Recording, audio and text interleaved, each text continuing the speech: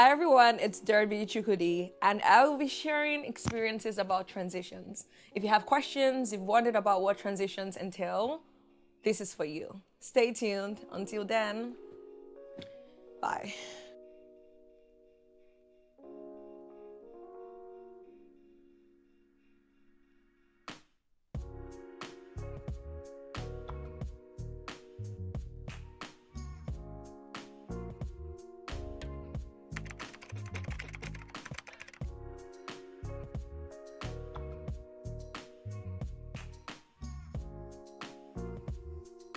So that is where it all began. I grew up in Nigeria, and after graduating high school, it was a question about where I was going to go to college or university.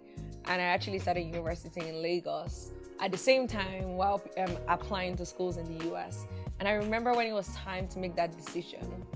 I'm 16, fearless, not thinking about any consequences, but just the fact that I had received the full tuition scholarship from Berea College. And it was a no-brainer. I was going. And that was kind of like my approach to the entire experience. I didn't think too much about, oh, who do you know in Kentucky? Like, if you know anything about Nigerians, we don't go to Kentucky. We go to like New York, DC, Georgia, Texas, all of those places. But here I was talking about going to college in Kentucky. And I just remember telling myself, after convincing my dad, and my siblings were always like on board, after making that case, I just remember telling myself, there is one thing you really need to be able to navigate like whatever you're going into as I cross over the Atlantic Ocean to the US. And for me, it was being able to ask good questions. And I said, listen, as long as you are able to ask a question about like, oh, I'm trying to get to point A from here, how do I go? Then that's all you needed, because somebody was always going to give you the answers. And fast forward to August, September, when I already started college, I was still getting settled. And one day it dawned on me that I was actually transitioning. I just moved from a city of millions of people to a very small town of less than 10,000 people. And I had to call myself and say like, listen, take a breath, take a moment. You can't rush this process. You need to acknowledge that you're experiencing a huge change. And it's totally okay if you don't feel like being there. But to ignore this entire experience and act like it's just another day that we're living in, it's absolutely not right. And that for me was my first experience with handling transitions and being honest about the entire process. It wasn't the easiest, and I had to acknowledge that and figure out what I needed in order to make the most out of this process of actually moving from Nigeria to Berea, Kentucky. Do you have fear when you moved from Nigeria to the US? So, like I said earlier, I didn't think too much. And I find that to be a trait in me right now, because we're gonna get to this, but I just moved from the US to Hong Kong. And I have a lot of people asking me, what was your thought process? What was the plan? And I was like, guys, there's no plan. Because you don't think too much about such decisions. And that was me almost 10 years ago. I didn't think too much about it. I was super excited about school. I loved school. I loved to study. I loved to learn. So that's where my excitement was. And I figured that life was always going to sort of work out. I always had this, and I still do have this optimistic nature about life, that even when things go south, they come back in alignment. So this is kind of like what I was focused on. And of course, some days you're like, oh my God, what's going to happen? My friends are not here, just moved from thousands of miles away. But I think the biggest thing I really found solace in is it was all going to work out. With God, there's nothing impossible, right?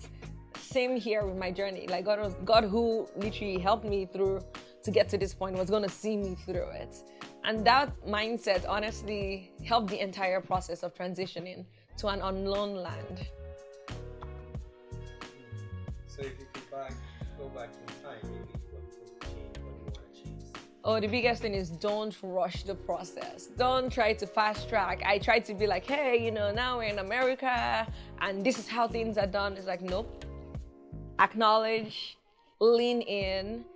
If you need to cry at night because your friends are not there, your family is not there, like do it. Communicate. But also don't forget that the present is there for a reason, and you don't want to sacrifice the present because you keep dwelling in the past. So that is what I would say. Don't rush it. Don't rush it. You're gonna get to the point where you're like, oh, finally, I feel like I've somewhat settled in this new place. But you want to make sure that you do it without being forced or rushed through that entire process, because it's the process that really matters. So if you're in transition, don't rush it. It's all gonna be okay. You're gonna find your people, and it's all gonna make sense. Sometimes it doesn't make sense. Like, what am I doing here? All good. It always works out. So take a deep breath and smile. What are the things you're grateful for in your journey? A lot of things. So first of all, definitely to my family. I feel like they have always backed me up in this crazy adventure. Because at this point, I'm sure they're tired of me. Like, this girl was always going to say, oh, we're going to the moon tomorrow. And they're going to be like, okay, girl, we know you're going to get there. And I realized over the years how important having such backing is. And then I'm thankful for every single friend and person who came into my life, who supported me. I always tell people, the amount of people who have shown up for me, even people who do not know me, I can't even count them. So to have people, good people, really pour into me has been a blessing. And without them, there's no like Derby where she is now or the experience. I'm so thankful for that. And I'm thankful for the gift of being fearless and embracing risks. So prior to 2015, if you had asked me, how would you describe yourself? One word I would never use is, oh, I'm a risk taker. Absolutely not. Who wanted to risk anything? Not me. But when I look back now, I'm like, oh my God, you're more than a risk taker, because you do things that people would think about for 5 years before they take a step. You take the step and you're like, oh yeah, 5 years later, we're gonna see if it was the right step. So I'm very grateful, because it's almost like a childlike nature, but that allows me to take in a lot of what life has to offer. And I like to tell people, life has a lot to offer. The question is, how open are you to taking and experiencing what life is offering to you? So when I think about it, and in the end, I just think like the decision to move from Nigeria to the US for college was a good one, because it took me outside of my shell. I had to make decisions on the fly. I was 16, like your family wasn't here, and being able to navigate all of those, but also rest in the assurance that everything would always work out, I think was the biggest gift for me. So I'm thankful for transitions. I think transitions have been that part of my story that have made it unique, made it different, and also made it inspiring, because people can look at your journey and say, wow, I want to do the same things that she has done. But now they not only can say that, but they have a blueprint of what that journey may look like. So I'm so thankful for transitions. Until next time.